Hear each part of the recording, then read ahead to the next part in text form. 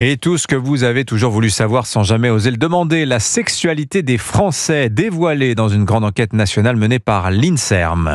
Les Français font peut-être moins l'amour qu'avant, mais ils sont satisfaits de leur vie sexuelle. L'Institut national de la santé et de la recherche médicale, qui est à l'origine de cette étude, évoque des changements majeurs, Laura Laplot. Tout d'abord, l'âge du premier rapport sexuel augmente. 18 ans pour les femmes, 17 ans pour les hommes. Les courbes se sont légèrement inversées depuis 10 ans, alors que l'âge diminuait depuis les années 70.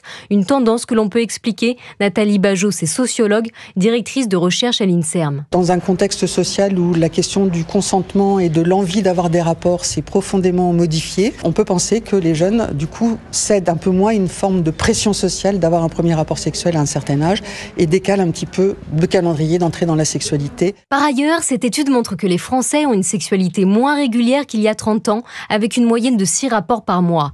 Et même s'ils font moins l'amour, les sondés sont davantage satisfaits de leur vie sexuelle et ont plus de partenaires. 8 en moyenne aujourd'hui pour les femmes contre 3 partenaires en 1992.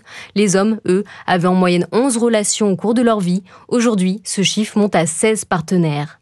Enfin, Internet a bouleversé nos relations. En 2023, une femme sur 3 et près d'un homme sur 2 ont déjà eu une expérience sexuelle en ligne avec une autre personne.